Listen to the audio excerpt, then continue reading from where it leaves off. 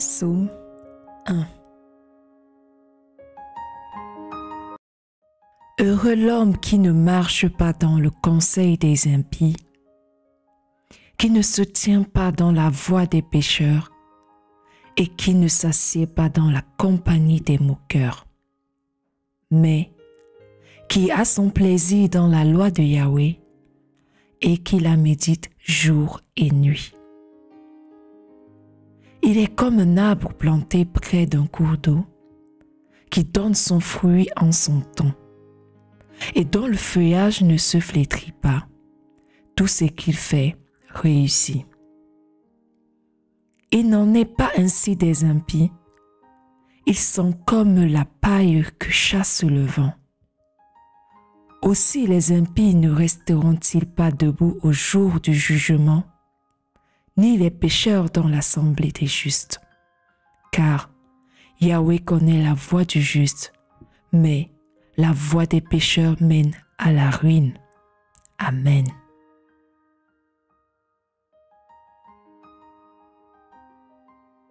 Le psaume 1 est un psaume du livre des psaumes. L'un des livres de la Bible hébraïque de l'Ancien Testament chrétien. C'est un hymne de louange, de méditation qui reflète la béatitude de la personne qui marche dans la voie du Seigneur. Et cette personne qui marche dans la voie du Seigneur va être vraiment bénie de Dieu et cela lui permettra d'éviter les conseils des méchants. Alors, si vous avez une Bible comme moi, il vous suffit d'aller dans le livre des psaumes. Donc ce psaume 1 que vous avez écouté Christland lire commence par une description de la personne bénie. Oui. C'est quoi une personne bénie? Une personne bénie, c'est une personne qui prendra plaisir à la loi du Seigneur. C'est une personne qui va méditer sur la parole de Dieu jour et nuit. Et dans ce psaume ici, la personne bénite va être comparée à un arbre planté au cours d'un cours d'eau, qui porte des fruits et qui a une saison très porteuse. C'est-à-dire ici, les feuilles de cet arbre ne se faneront jamais. Donc une personne bénie a une bonne semence. En revanche, les méchants sont ici dans ce psaume décrits comme la paille que le vent chasse. Oui, la paille que le vent chasse. Le méchant donc est opposé ici dans ce psaume au juste. Nous sommes donc souvent, que ce soit toi ou moi, méchants sans s'en rendre compte. Une fois que nous sommes méchants, on va devenir pécheur. C'est quoi le pécheur ici?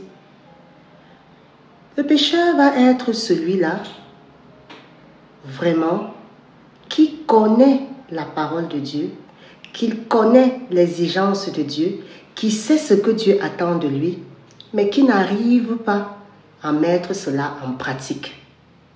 Vous voyez donc qu'on était d'abord méchant, on a basculé à pécheur.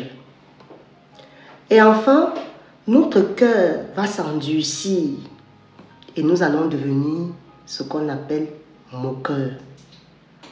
Vous voyez ici que le mal est décrit ici sous 3 formes. Le méchant, le pécheur et le moqueur. Quand on devient donc moqueur comme ça, on va renier, on va rire de Dieu. Mais bien aimé, vraiment ce psaume est très important. Parce que il dit tout. Il y a un contraste ici dans la lecture de ce psaume entre la béatitude du juste et le sort qui est réservé aux méchants. Vous allez voir aussi ce psaume qui n'est pas très long, que je vous invite à lire, vraiment bien aimé, se termine ici par une déclaration selon laquelle le Seigneur nous demande de veiller sur la voie des justes. C'est-à-dire, le Seigneur nous demande d'éviter la voie des méchants. Cette voie-là, si nous décidons de la prendre, ça va nous mener à notre propre destruction. Oui, ça va nous mener à notre propre destruction. Ce psaume donc est considéré comme une introduction, bien aimée, au livre des psaumes. Bien entendu, c'est le premier psaume. En donnant le ton, oui, mes bien-aimés, en donnant le ton. Pour le reste de la collection, vous savez très bien qu'on a une centaine de psaumes ici.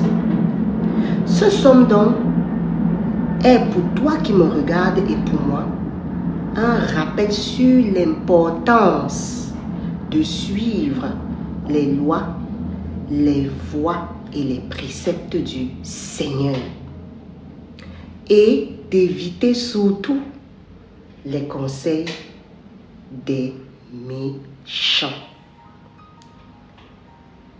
Vous allez remarquer en lisant ce psaume également qu'il va mettre l'accent sur l'idée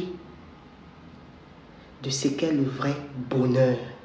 Oui, le Seigneur, à travers ce psaume, nous parle du bonheur, nous donne une définition du bonheur. Le bonheur va être ici vraiment cette capacité à suivre et à marcher selon la volonté du Seigneur. Et que quiconque ne va pas respecter cette volonté ou ces préceptes du Seigneur, bien entendu, il va être comme une fleur fanée. Donc, très attention ici. À travers donc ce psaume, mes BF, à travers donc ce psaume, à vous qui me regardez, Dieu ici nous invite donc au bonheur à travers deux clés. Si on peut résumer comme ça notre vidéo. 1. Rejette le mal. Il faut rejeter le mal. Pour rejeter le mal, vous connaissez déjà les 10 commandements. Vous savez déjà, si vous êtes allé sur l'Ancien Testament, les 10 commandements que le Seigneur nous a donnés. Il faut rejeter le mal, s'éloigner des méchants. Le deuxième mot d'ordre ici, c'est avoir le plaisir du bonheur. Et ce plaisir du bonheur-là va se retrouver dans la volonté de suivre la parole et les préceptes du Seigneur. Pour cela donc,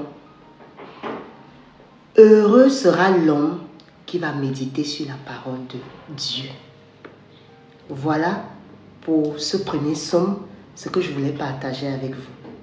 Heureux l'homme qui méditera sur la parole de Dieu. Tel était le résumé de ce psaume 1. C'est quoi le bonheur selon la conception de Dieu? On se trouve très vite pour le partage de la parole de Dieu. Portez-vous bien.